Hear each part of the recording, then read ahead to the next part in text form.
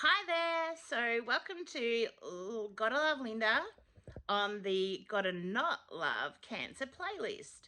So, today I just want to give you a quick update. I went to my radiation slash radiotherapy appointment, and it was not how I expected it to be.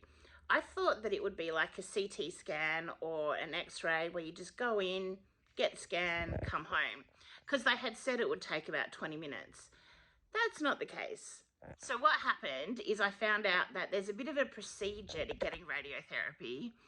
First, you have the consultation with the doctor, who his name is Scott Carruthers, and I'm assuming you would say he's a radiotherapy oncologist, maybe? Anyway, so I had a bit of a chat with him, and then next week I actually go and have he called it a CT something. Sorry, just moving my camera. I just forget the name of it. CT, I don't know, but it's like, it's not a real CT scan, but they basically scan your body so that they can pinpoint the exact spot where they want to put the radiation. So that's done by the nurses, radiotherapy nurses down in radiotherapy. I already found where that is because I went there today by accident thinking that's where I had to go.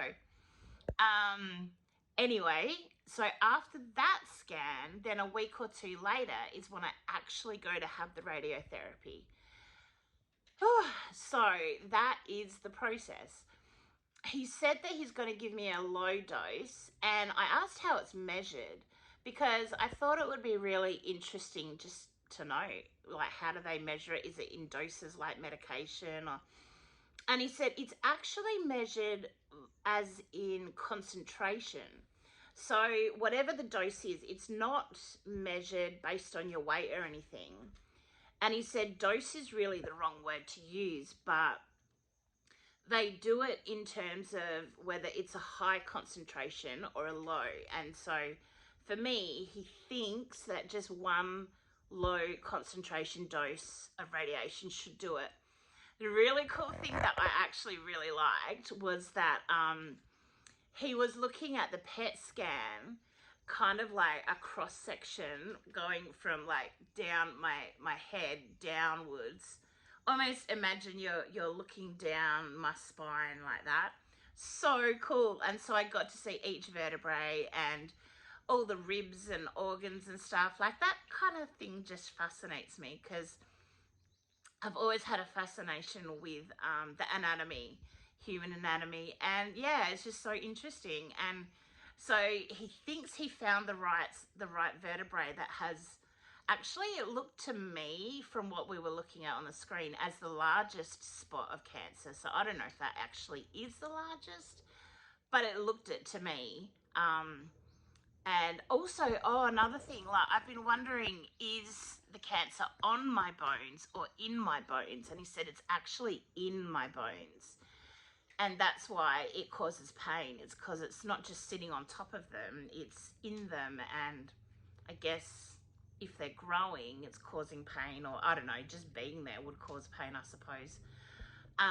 And that's why he's doing the radiation on just that one spot, because it is causing pain. So, what else did he say? There was so much, but I'll probably remember more as I process more. But it wasn't as overwhelming as the appointment that I had with the oncologist because there was so much information in that appointment.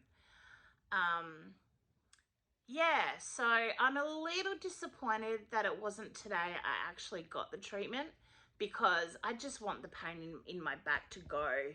Like, I'm not used to it in this spot. I'm used to it in my lower back, but where it is at the moment, it's just really troublesome.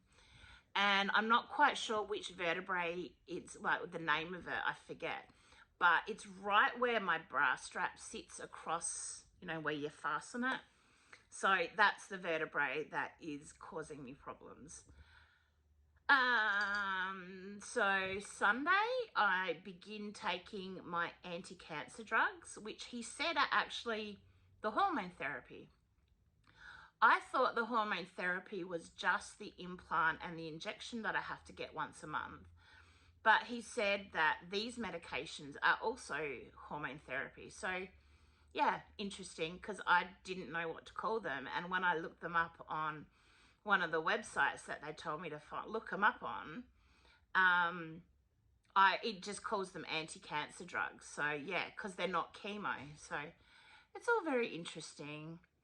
Anyway, bit of a shorter one today because not a huge amount of information to share, but I did want to give you an update on today. Oh, and you know, earlier we had my friend Merv come over who was trying to fix our washing machine, and we had another friend come over, Anne, who is helping us tackle this messy house, and we achieved a huge amount in one room today. So I'm very, very happy with that as well. She and Mick did a lot of the hard work, but I made decisions. So I'm not a hoarder, but for those of you who don't know, I'm not the best housekeeper. And in a tiny house like we have here, there's just not enough homes for things. So it tends to get very messy very quickly. And yeah, and because I've been sick a lot this year, which is now obviously explained. Yeah, sorry, just checking the time. Nearly news time. So yeah, the house has really got away from us, and so Anne is going to come once a week and give us a hand, and we adore her. And Mick gets really pumped when she's here, and he kind of feeds off her energy. She feeds off his, and in the meantime, oh, you can't see at the moment because I've just put my handbag and blankets there, but they made a really cozy spot for me on the lounge here. So shortly, I'm gonna say goodbye and have my cup of tea. And I'm gonna watch the news and enjoy all the empty space on the floor and this clean room. All right, well, thank you for listening again, and I might probably let you know how it goes next week, because just it's interesting to me, and I find I enjoy sharing interesting things. Anyway, hope you are all doing well. Bye.